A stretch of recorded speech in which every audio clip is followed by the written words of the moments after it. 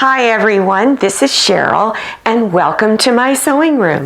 I'm going to demonstrate how to make this scalloped edge placemat with a pinwheel in the center. So let's get started. You'll need the following supplies. You'll need two different fabrics, fabric A and fabric B. Fabric B is for the pinwheel. Out of fabric A, you'll need 1/2 yard for each placemat. Cut one 7-inch square, two 4.5 by 8.5 inch strips, one 16-inch square, two 4.5 by 16.5 inch strips.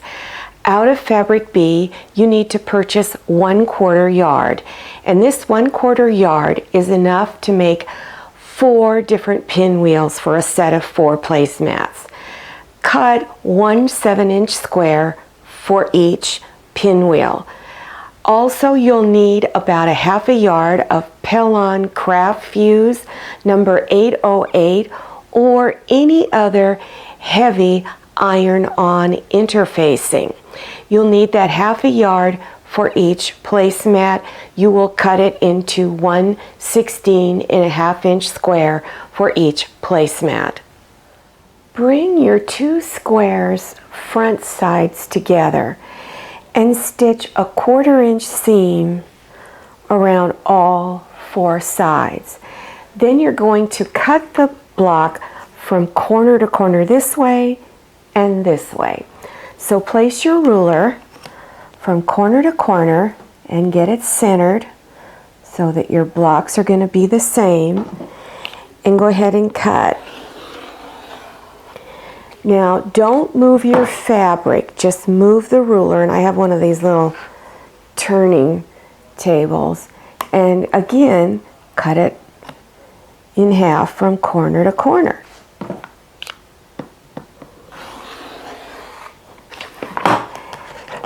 Take your squares and go to your ironing board, and you're going to press whichever is your darkest fabric.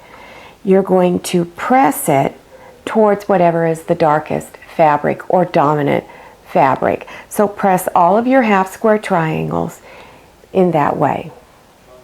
Cut these little tails off on all of the blocks.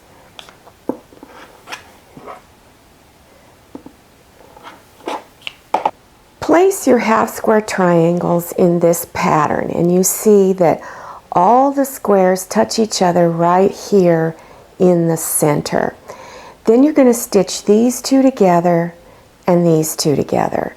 So you bring front sides together and you're going to stitch a 1/4 inch seam along here. Now you're going to be what we call matching this seam. In other words, the seam on the bottom should be going in the opposite direction than the seam on top, and that way they'll lock in really nice together and you won't have this gap. So you're going to do that on your blocks, and then of course stitch this one together also. I'm going to turn them over. Then when you press your seams, press the 2 seams here, press them going in the opposite direction of each other. So let me turn them back over and you'll see why in just a moment. Now bring front sides together and lock this 2 seams in. The seam on the bottom is in the opposite direction than the seam on top. Place a pin to hold your seam and then stitch 1/4 inch along here. Then press your seam, unfold, and press the seam on top. When you're done, your block should look like this. Take your 2 strips that are 8.5 by 4.5 and bring them on opposite sides of the block like this. Then stitch a 1/4 inch seam along here. Press on the back side with your iron, unfold, and press on top. And as you press, you're pressing these seams here going towards the strips. Then bring it back onto the front side showing. Place your last 2 strips you've cut out on opposite sides of the block, bringing them front side down. And again, stitch a 1/4 inch seam along here and here. Press the seams on the back side with your iron, then unfold and press the seams on top. And when you're pressing, press these 2 seams towards the strips on the side. Now I'm going to show you how to make the scalloped edge pattern. Take your paper, and I had to tape a couple of pieces of paper together to get what I needed. Fold the paper in half. And as you fold, press these edges firmly. You want to get these edges as flat as possible. Now fold it in half, going the other way. And again, fold these edges and really press them down so that they're nice and flat. Now you're going to bring this side to this side over here. And again, fold. Now it's starting to get a little thick, so take your time. You want a nice point down here if you can get it. And now you're going to fold it one more time.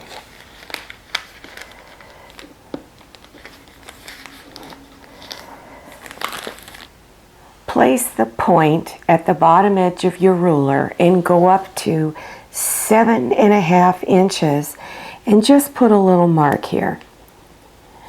Now take your ruler and draw a line going straight across.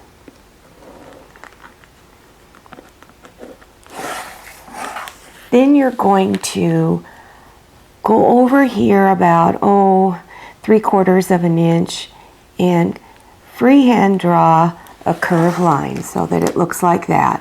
And you're going to do the same thing on the other side.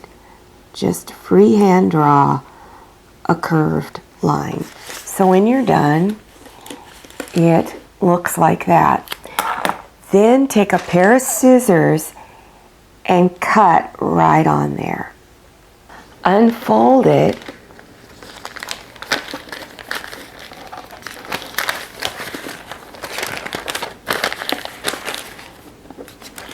And here is your scalloped edge pattern.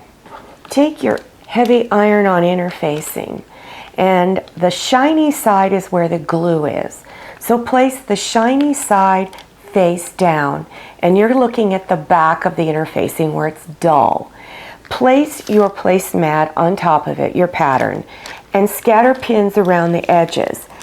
Then you're going to trace around all of the curved edges and just keep going all around. Before you remove the pattern, take a straight pin and put it right there in the center where all the folded lines come together, and push it through to the interfacing.